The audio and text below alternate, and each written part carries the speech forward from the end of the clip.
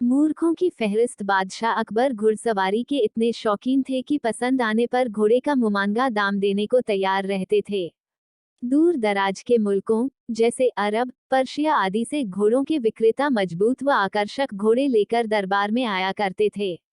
बादशाह अपने व्यक्तिगत इस्तेमाल के लिए चुने गए घोड़े की अच्छी कीमत दिया करते थे।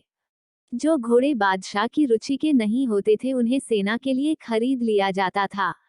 बादशाह अकबर के दरबार में घोड़े के विक्रेताओं का अच्छा व्यापार होता था। एक दिन घोड़ों का एक नया विक्रेता दरबार में आया। अन्य व्यापारी भी उसे नहीं जानते थे। उसने 2 बेहद आकर्षक घोड़े बादशाह को बेचे और कहा कि वह ठीक ऐसे ही 100 घोड़े और लाकर दे सकता है, बशर्ते उसे आधी कीमत पेशगी दे दी जाए। बादशाह को चूंकि घोड़े बहुत पसंद आए थे, सो वैसे ही 100 और घोड़े लेने का तुरंत मन बना लिया। बादशाह ने अपने खजांची को बुलाकर व्यापारी को आधी रकम अदा करने को कहा। खजांची उस व्यापारी को लेकर खजाने की ओर चल दिया। लेकिन किसी को भी यह उचित नहीं लगा कि बादशाह ने एक अनजान व्यापारी को इतनी बड़ी रकम बतौर पेशगी दे दी। लेकिन विरोध जताने की हिम्मत किसी के पास न थी। सभी चाहते थे कि बीरबल यह मामला उठाए।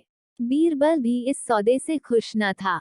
वह बोला, हुजूर, कल मुझे आपने शहर भर के मूर्खों की सूची बनाने को कहा था। मुझे खेद है कि उस सूची में आपका नाम सबसे ऊपर है। बादशाह अकबर का चेहरा मारे गुस्से के सुर्ख हो गया। उन्हें लगा कि बीरबल ने भरे दरबार में विदेशी मेहमानों के सामने उनका अपमान किया है। गुस्से से भरे बादशाह चिल्लाए, तुम्हारी हिम्मत कैसे हुई हमें मूर्ख बताने की? क्षमा करें बादशाह सलामत। बीरबल अपना सिर झुकाते हुए सम्मानित लहजे में बोला, आप चाहें तो मेरा सर कलम करवा दें, यदि आपके कहने पर तैयार की गई मूर्खों की फहरिस्त में आपका नाम सबसे ऊपर रखना आपको गलत लगे। दरबार में ऐसा सन्नाटा छा गया कि सुई गिरे तो आवाज सुनाई दे जाए। अब बादशाह अकबर अपना सीधा हाथ उठाए, तर्जनी को बीरबल की ओर ताने आगे बढ़े। दरबार में मौजूद सभी लोगों की सांस जैसे थम सी गई थी।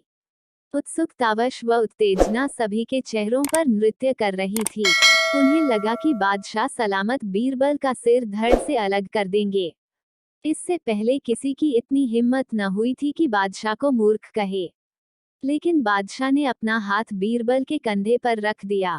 वह कारण जानना चाहते थे। बीरबल समझ गया कि बादशाह क्या चाहते हैं। वह बोला, आपने घोड़ों के ऐसे व्यापारी को बिना सोचे समझे एक मोटी रकम पेशगी दे दी, जिसका अता पता भी कोई नहीं जानता। वह आपको धोखा भी दे सकता है। इसलिए मूर्खों की सूची में आपका नाम सबसे ऊपर है। हो सकता है कि अब वह व्यापारी वापस ही न लौटे। वह किसी अन्य देश में जाकर बस जाएगा और आपको ढूंढे नहीं मिलेगा। किसी से कोई भी सौदा करने के पूर्व उसके बारे में जानकारी तो होनी ही चाहिए। उस व्यापारी ने आपको मात्र 2 घोड़े बेचे और आप इतने मोहित हो गए कि मोटी रकम बिना उसको जाने पहचाने ही दे दी। यही कारण है बस। तुरंत खजाने में जाओ और रकम की अदायगी रुकवा दो। बादशाह अकबर ने तुरंत अपने एक सेवक को दौड़ाया। बीरबल बोला, अब आपका नाम उस सूची में नहीं रहेगा।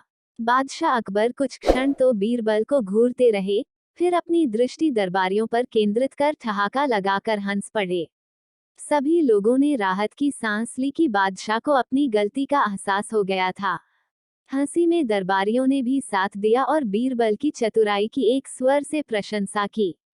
व्यापारी की उलझन। दिन दोपहर में बीरबल बादशाह अकबर से बोले, जहांपना मुझे तो लगता है कि जल्दी मुझसे सबसे अधिक अक्लमंद हो चतुर व्यक्ति की उपाधि चलने वाली है। बादशाह अकबर ने कहा, बीरबल भला ऐसा कौन है जो तुम्हारा मुकाबला कर सकता है? जहांपना जिस तरह दिनों दिन आपके प्रश्न कठिन होते जा रहे हैं, उसे देखकर तो यही लगता है कि कुछ समय बाद आप ही सबसे चतुर और अक्लमंद व्यक्ति कहलाएंगे। बीरबल ने कहा, हा बीरबल, मैं ये सपना तो उसी दिन से देख रहा हूँ, जब से मेरी मुलाकात तुमसे हुई है। लेकिन मुझे नहीं लगता कि यह सपना कभी पूरा हो सकेगा। बादशाह अकबर ने हंसते हुए कहा। ये सुनकर बीरबल और बाकी दरबारी भी हंसने लगे। तभी एक पहरेदार ने बादशाह को बताया कि नगर का एक बड़ा व्यापारी अपने 2 पुत्रों के साथ उनसे भेंट करना चाहता है। बादशाह अकबर ने उन्हें दरबार में बुलाने को कहा। व्यापारी अपने दोनों बेटों के साथ दरबार मैं आ गया। बादशाह अकबर ने व्यापारी से पूछा, तुम यहाँ क्यों आए हो? क्या तुम्हारी कोई समस्या है? व्यापारी परेशान दिखाई दे रहा था। उसने कहा, जहांपना, मैं एक व्यापारी हूँ। ये दोनों मेरे बेटे हैं। इनके नाम अली और हसन है।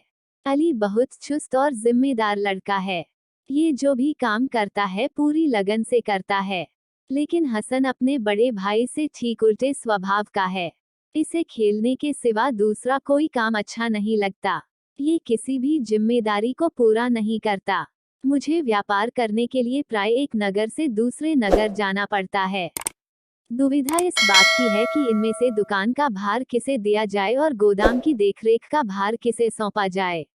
अकबर ने व्यापारी की सारी बातें गौर से सुनी और उसकी उलझन का हल निकालना चाहा, लेकिन वह कोई भी उपाय नहीं सोच सके। उन्होंने बीरबल को बुलाकर कहा, बीरबल, ये स्थिति देखने में बहुत सरल है, परंतु उलझी हुई है। इस बारे में तुम क्या राय दोगे? बीरबल ने उस व्यापारी की सारी बातें ध्यान से सुनी थी। उन्होंने कहा, जहांपना, आप चिंता ना करें, मैं अभी इसे हल कर देता हूँ।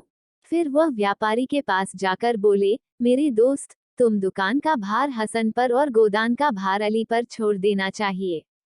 व्यापारी बोला, बीरबल जी, आप कैसी बातें कर रहे हैं? अगर मैंने दुकान का भार हसन पर छोड़ा तो यह मेरा सारा व्यापार ही खत्म कर देगा। मैं इसे दुकान का भार कैसे दे सकता हूँ? इससे अच्छा तो यह है कि मैं अपना सारा व्यापार अली को ही सौंप दूं। बीरबल बोले, नहीं, इस तरह तो दोनों भाइयों के बीच आपसी संबंध खराब हो जाएंगे। किसी भी व्यवसाय के लिए गोदाम बहुत मायने रखता है। अगर केवल उसी का ध्यान रखा जाए तो दुकान की पूरी देखरेख ना होने पर भी व्यापार सुरक्षित रहेगा। लेकिन अगर गोदाम सुरक्षित हाथों में ना रहा तो तुम्हारा सारा व्यापार खत्म होते देर नहीं लगेगी।